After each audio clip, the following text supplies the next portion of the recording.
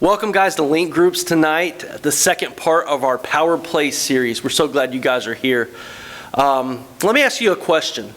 And it's probably a question that you've maybe asked yourselves even when you were younger or after you get done watching a specific type of movie. And you ask yourselves this: if you could have any superpower you wanted, what would it be? Some of you guys might say you want to be invisible, or you want to be super strong and powerful. Maybe you want to be like someone who can climb on walls, or just have mind powers. The one that I think that would be the super coolest would be if you could fly. I mean, can you honestly think about how cool that would be? It'd be insane. It would save me a whole lot of money on my airfare. And of course, I'd never have to worry about getting a good seat at a concert, because while other people are sitting in chairs, I'm just hovering over their heads. No big deal.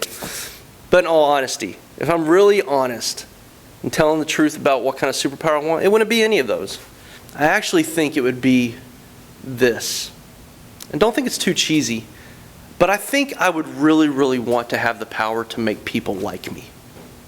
You see, even as growing up as a kid, I struggled with trying to figure out, where do I fit in?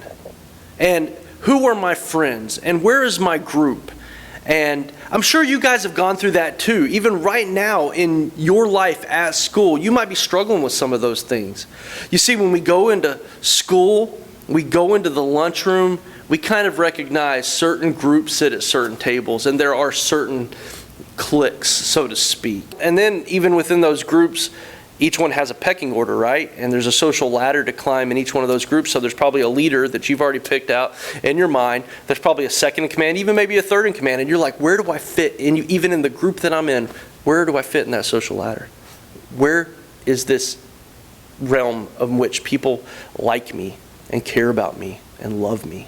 Man, if you could just have the power to make people like you, you wouldn't have to worry about all that stress. You wouldn't be bugging out all the time like, where do I fit in this world, and how do I make people like me?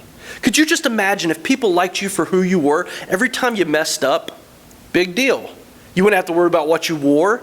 I mean, think right now how much time you put into the outfit you put on today. Some of you guys may fit in the I just don't care, but you really do, and you're trying to make people think you don't care, but you really put time into thinking about that outfit, about how much you can look like you don't care. Me, every day I get up and I'm thinking, how do I look professional but still a youth minister? And those are things that we all struggle with. Think about if you didn't have to worry about what to wear. You have to think about or worry about how people were going to view you based upon you just being you. That'd be awesome. But it doesn't work like that. We don't have that power. Nobody has that power. Taylor Swift doesn't have that power. LeBron James doesn't have that power. In a way, even Jesus, he may have had that power, but he didn't use it. I mean, he had 12 guys, and one of them betrayed him. At one point, he had 500 people following him, and then all of a sudden, they left. So not everybody, in fact, very few people liked even Jesus. And so it's kind of beyond our mind to say, I want the power for everybody to like me, when even Jesus didn't aspire to that type of power. You know, we want our stepmom to like us for who we are. We want our teachers to like us for who we are. We want our friends to like us for who we are. We just want to be accepted. And we're willing almost to do anything to get it, if we would be honest. We're willing to do anything to get it for the most part. But Jesus didn't. He took another route. And it's that power I want to talk about. If you have this one power, which you do, this is your power play.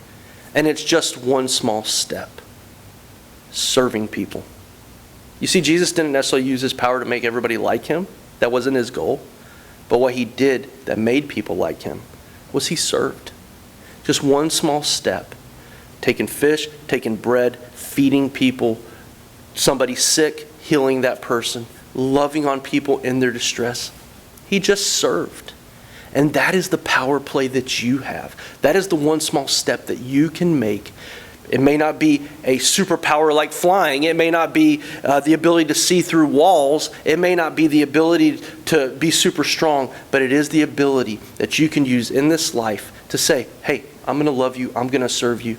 And when you do that, you get to that point where you're like, I don't even care if you like me back. I'm still going to do the one thing I know I can do. I have the power to do. And that's to show you I love you by serving you.